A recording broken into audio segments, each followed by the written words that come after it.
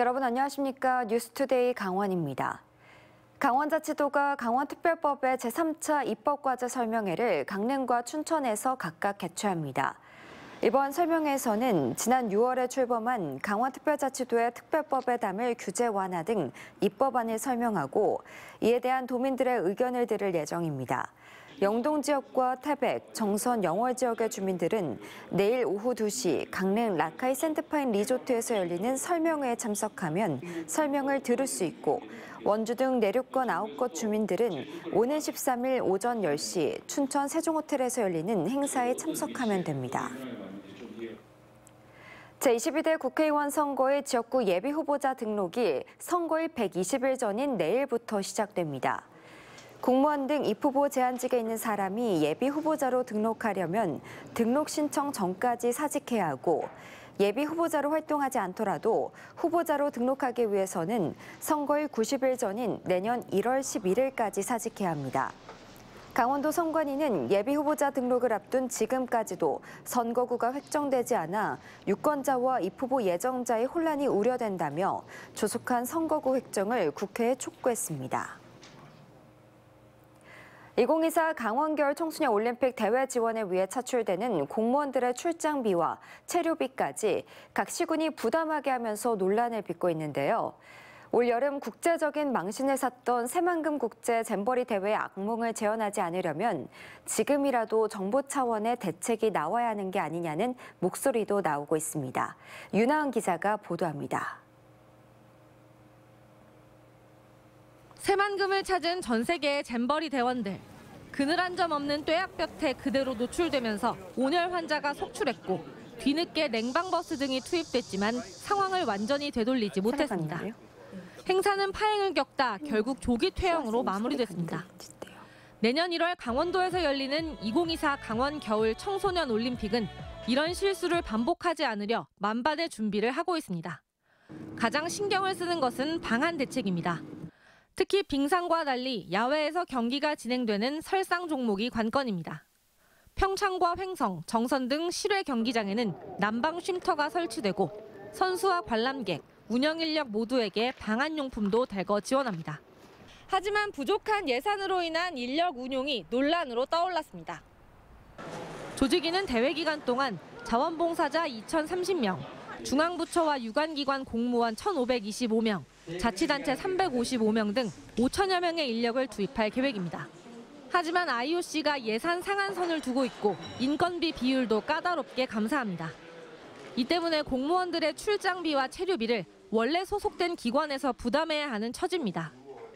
중앙부처와 달리 교부세 삭감 때문에 재정 운용이 어려운 시군이 인력의 예산까지 부담하는 건 지나치다는 지적이 나옵니다. 언제까지나 이렇게 모든 행사를 할 때 공짜 임금을 주는 공무원들을 갖다 쓸 것인가. 그런 문제에 대해서 좀 깊이 좀 생각을 해주셨으면 합니다. 안정적인 것들을 진행할 수 있는 법인의 대표성을 추구해야 되지 않는가. 우리가 그걸 놓쳤을 때 어떤 망신이 있었는지를 봤거든요. 2024 대회는 15개 종목 81개 경기가 치러지고 1,900명의 청소년 선수가 참가합니다. 15개 종목 102개 경기가 열려 2,800여 명의 선수가 참가했던 2018 평창 겨울올림픽과 비교해도 경기 수나 참가자 규모가 70% 이상입니다. 하지만 운영 예산은 평창 겨울올림픽 2조 4천억 원, 청소년 올림픽 833억으로 30분의 1 수준입니다. 청소년 선수들의 선전과 성장을 지켜볼 수 있지만 화제성이 떨어지는 것은 부정할 수 없고 경기는 모두 무료로 진행돼 입장권 수입도 없습니다. 2018년 겨울올림픽 대회 때와 달리 경기장까지 분산돼 있습니다. 2018 평창 겨울올림픽의 유산과 가치를 이어가기 위해 아시아에서는 처음으로 열리는 겨울 청소년 올림픽을 성공적으로 치르기 위해서는 지금이라도 정부가 추가 지원에 나서는 등 특단의 대책이 필요해 보입니다. MBC 뉴스 윤하은입니다. 강원FC가 김포FC의 도전을 뿌리치고 K리그1 잔류에 성공했습니다. 강원은 지난 9일 강릉에서 열린 김포와의 승강 플레이오프에서 가브리엘의 멀티골에 힘입어 2대1로 승리했습니다. 전반을 득점 없이 마치고 후반 5분 선제골을 넣은 강원은 7분 만에 김포의 동점을 허용했습니다. 하지만 곧이어 김포 루이스가 반칙으로 퇴장당했고 후반 30분 가브리엘이 넣은 두 번째 골을 경기 끝까지 지켜냈고 강원은 내년에도 1부 리그에서 뛰게 됐습니다. 시즌 최종전에서 김포FC를 꺾고 1부 리그 잔류를 확정지은 강원FC가 올 시즌 같은 부진을 반복하지 않으려면 보완할 점이 많습니다. 팀 내 주축 선수들이 군 입대를 앞두고 있어 이들의 공백을 잘 메워야 합니다. 보도에 김인성 기자입니다. 마침내 강원FC가 1부 리그 잔류를 확정짓자 경기장은 축제 분위기였습니다. 강원FC 올해는 힘들었지만 내년에는 더 잘해서 아시아 챔피언스 리그 나갔으면 좋겠습니다. 강원FC 화이팅! 화이팅! 화이팅! 강원FC를 2부 리그 강등 위기에서 구해낸 건 고비 때마다 선제골과 결승골을 뽑아낸 가브리엘이었습니다. O jogo foi muito bom pra gente. Graças a Deus conseguimos nosso objetivo. A gente lutou e eu pude ser feliz em fazer os 2 gols da vitória. 2부 리그 강등 위기에 내몰릴 정도로 올 시즌 내내 강원FC를 괴롭혔던 건 리그 최하위를 기록한 빈곤한 득점력이었습니다. 다행히 시즌 막바지 공격수들의 득점력이 살아났지만 내년엔 공격수들이 더욱 분발해야 합니다. 저희가 이제 스플릿 들어와서 좀 경기력이 많이 보완되고 되게 좋아졌었는데 이 부분을 저희가 또 까먹지 않고 좀 동계부터 또 잘 준비한다면은 내년에는 아마 올해보다 더 좋은 팀이 되지 않을까 그렇게 생각합니다. 시즌 중 양현준 선수의 이적으로 위기를 겪었던 강원은 또다시 올 시즌을 끝으로 상무에 입대하는 김대원과 서민우 선수의 공백을 메워야 하는 과제도 남았습니다. 특히 필요한 포지션에 꼭 필요한 선수들을 서둘러 보강해 좀 더 세심하게 내년 시즌을 준비해야 합니다. 오랜 부상에서 회복해 올 시즌 좋은 모습을 보인 한국영 선수는 변함없이 성원해준 팬들에게 죄송하다며 다시는 이런 강등 위기를 겪지 않도록 준비하겠다는 각오를 밝혔습니다. 저희 선수들보다 그리고 저희 스태프들보다 팬분들이 더 힘드셨을 거라고 생각이 드는데 다시는 이런 상황 만들지 않도록 이제 내부에서 더 똘똘 뭉쳐가지고 다음 시즌 준비 잘해야 될 것 같습니다. 시즌 중간에 지휘봉을 잡아 팀을 강등 위기에서 구해내야 했던 윤정환 감독은 무엇보다 공격적인 부분을 다듬겠다고 말했습니다. 다이나믹한 그런 이 축구를 좀 더 만들고 싶다라는 그런 생각을 좀 6개월 하면서 또 될 수 있다라는 것을 좀 많이 느꼈습니다. 그래서 그런 축구를 좀 할 수 있게 내년에는 좀 준비를 할까 생각합니다. 어렵게 2부 리그 강등 위기를 벗어난 강원FC가 내년엔 더 높은 곳으로 날아오를 수 있을지 기대됩니다. MBC 뉴스 김인성입니다.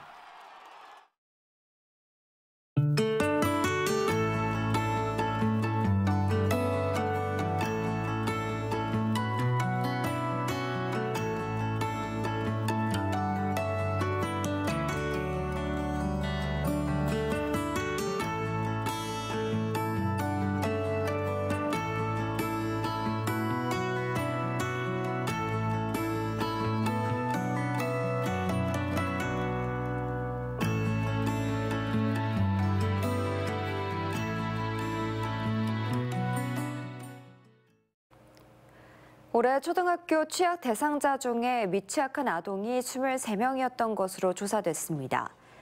강원도 교육청에 따르면 학교의 유예나 면제 결정 없이 임의로 취약하지 않은 아동을 의미하는 미취학 아동이 올해 23명이었습니다. 미취학 사유는 해외 출국 7명, 가정 내 수업 10명, 기타 6명이었습니다. 내년 초등학교 예비 소집은 2024년 1월 2일과 4일 사이 이뤄지고 이를 위한 의무 취약 대상 아동 통지서는 이달 20일까지 각 가정으로 발송됩니다. 청년 농업인과 스마트 농업을 연계한 발전 방안을 모색하는 자리가 마련됩니다.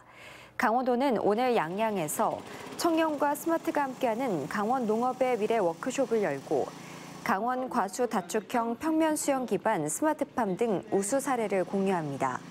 이를 통해 고령화와 기후 변화에 대비한 스마트 농업과 그린 바이오 산업 등 미래 농업의 발전 방향에 대해 논의할 예정입니다.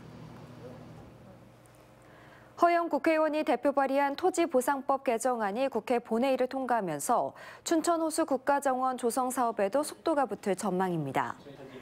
개정안에는 토지를 취득하거나 사용할 수 있는 공익사업의 범위에 국가나 지방자치단체의 정원사업을 포함하도록 한 내용을 담고 있습니다.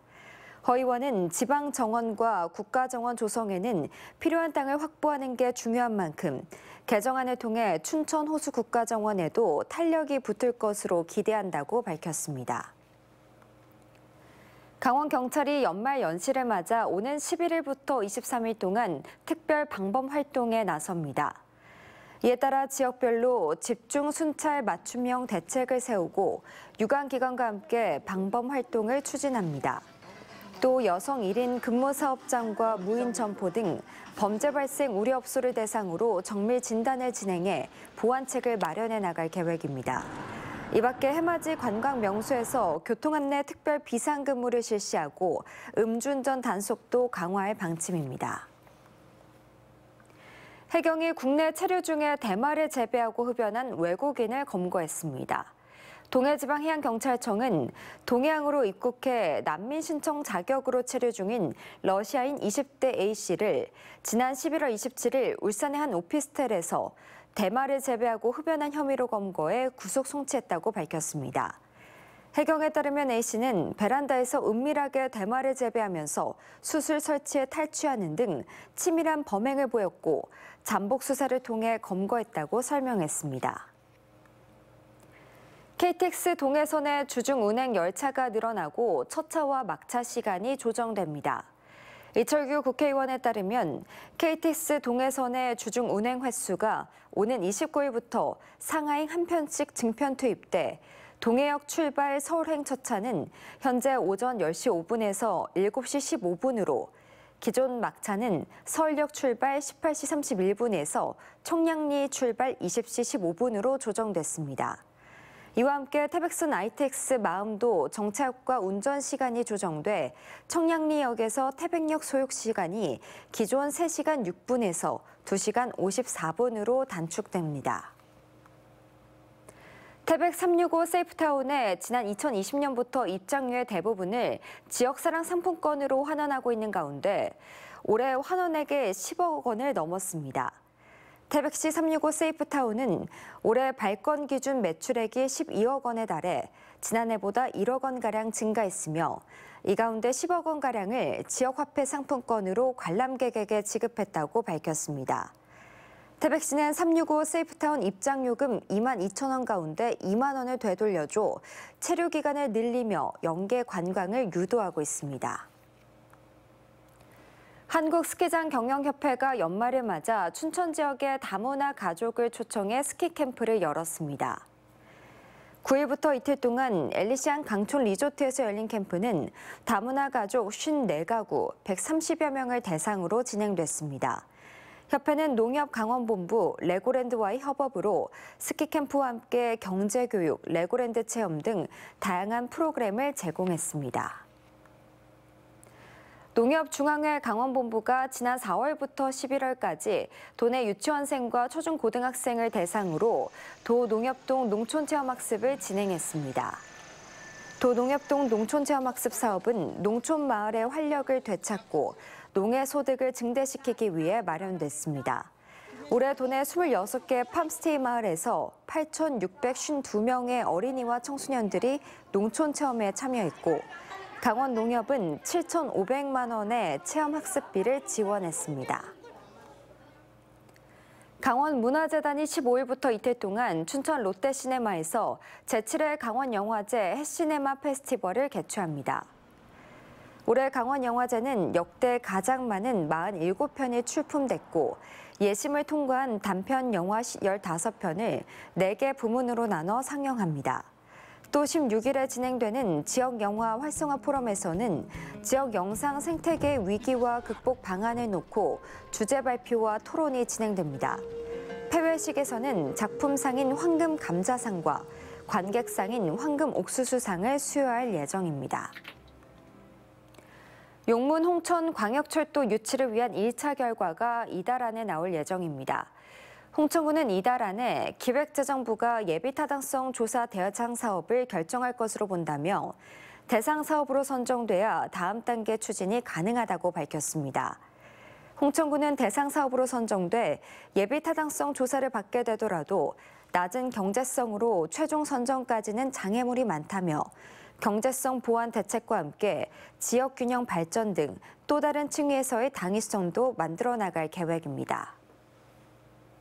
이상으로 뉴스투데이 강원을 마칩니다. 시청해주신 여러분 고맙습니다.